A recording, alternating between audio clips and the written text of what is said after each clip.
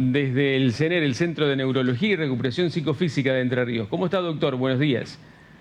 ¿Qué tal? ¿Cómo estás, Jorge? ¿Cómo estás, Cristian? ¿Qué Bien, muy tal? bien. Doctor, la semana pasada casualmente habíamos hablado del cuadro de salud de la locomotora Oliveras y ayer se conoció la noticia de su muerte, ¿no? Le quería preguntar varias cuestiones al respecto. La primera es, ¿era posible ese desenlace en un paciente con sus características? Sí, digamos que era muy posible y dentro de la evolución del cuadro de ella con los trastornos respiratorios que se fueron acentuando, aunque en el último día los médicos habían dicho que respiraba sin asistencia respiratoria en ese momento, el cuadro sí era muy grave y el desenlace era uno de las posibilidades, digamos, que quizás más importante. Y cuando dice, necesito que me traduzca lo que significa esto. Dice que sufrió un shock con una hipoxemia severa a consecuencia de una embolia pulmonar masiva que desencadenó en un paro cardiorrespiratorio refractario. ¿Qué es efectivamente eso?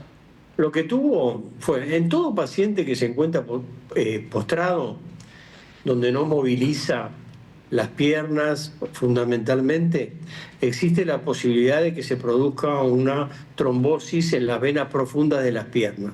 Por eso estos pacientes siempre se los anticoagula, es decir, se les da inyectables al principio mientras están internados para coagular la sangre y tratar de que este riesgo disminuya.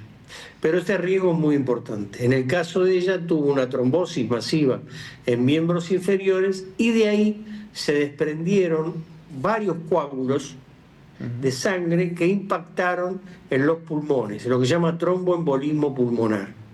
Eso hace que se produzca una disminución importante de la capacidad respiratoria porque el paciente no tiene oxígeno para respirar porque están tapadas la mayoría de las arterias de los pulmones. Eso produce lo que se llama hipoxemia, es decir, disminución del oxígeno en sangre.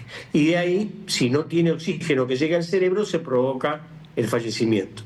¿Y no es posible prevenirlo eso en un paciente que está internado? ¿No hay forma de monitorear que no se produzcan esos trombos?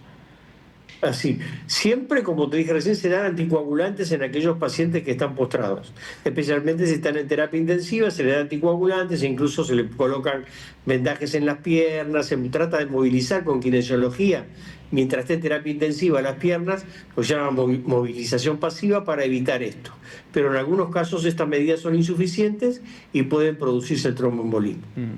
Doctor, por otro lado, sobre la razón del ACV, empezó a manejarse con fuerza la teoría de que podría haber sido por una hipertensión arterial no tratada, no diagnosticada. ¿Eso es posible? Y sí, la principal causa, mira, una de las principales causas de una ACV es la hipertensión. La hipertensión arterial produce una disminución en el calibre de las arterias por vasoconstricción y esto repercute sí o sí en el cerebro, produciendo muchísimas veces infartos cerebrales importantes o inclusive hemorragias.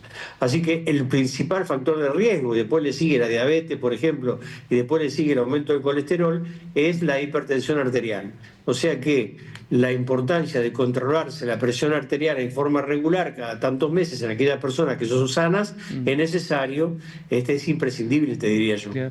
Creo que lo que más le impacta a la gente, además de la juventud y la vitalidad de la locomotora, es que era una persona con un gran nivel de entrenamiento, un estado físico asombroso, y que era inesperado por ahí una situación de esta característica, que uno se imagina en alguien sedentario, que no hace ninguna actividad, que no se cuida para nada.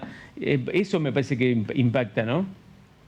Sí, a ver, los factores de riesgo existen y la prevención también es un factor importante que reduce muchísimo la posibilidad de tener un accidente cerebrovascular, pero nadie está inmune por más que tenga un estado físico importante. Además, ella tiene antecedentes de boxeo. El boxeo es un factor de riesgo para la producción de accidentes cerebrovasculares.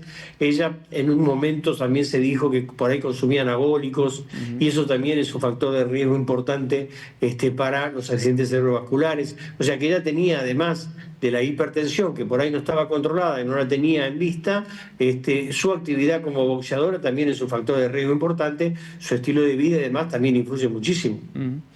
Lo saco de tema, doctor, para preguntarle por otra figura conocida. El actor Pablo Larcón sufrió un síncope mientras manejaba en un auto la semana pasada. ¿Qué es un síncope? El síncope básicamente es una pérdida brusca de conocimiento. Las personas están lo más bien y de repente sienten que se van desvaneciendo y se desvanecen, pierden conocimiento y sufren una caída. Las causas de los síncopes pueden ser varias, pero la más importante es una reducción del flujo a nivel cerebral, y la mayor posibilidad para tener una reducción del flujo sanguíneo a nivel cerebral es en la caída de la tensión arterial, la hipotensión. Vamos al otro lado ahora. Es decir, pasamos de la hipertensión a la hipotensión. Entonces, por ejemplo, es muy frecuente verlo en las chicas, cuando se producen los cambios hormonales en el crecimiento. También es muy frecuente verlos en aquellas personas que son muy impresionables, ¿viste? Te sacan sangre y se desmayan enseguida, o ven una aguja o sufren un dolor importante. Eso provoca una vasoconstricción importantísima, disminuye la circulación del cerebro y te provoca el síncope. Por ejemplo, también el síncope se puede producir por una arritmia cardíaca, un trastorno de una arritmia que hace que no te llegue la suficiente sangre al cerebro, también te puede producir un síncope. Y una AVE también te puede producir un síncope. Seguro. Lo profundizamos la próxima, doctor, si le parece, porque tengo un móvil esperando medio urgente ahí. Así que lo seguimos charlando, si le parece. Muchas gracias. Muy bien, gracias. Un abrazo, hasta luego. Ahí está la vicegobernadora en la vieja usina.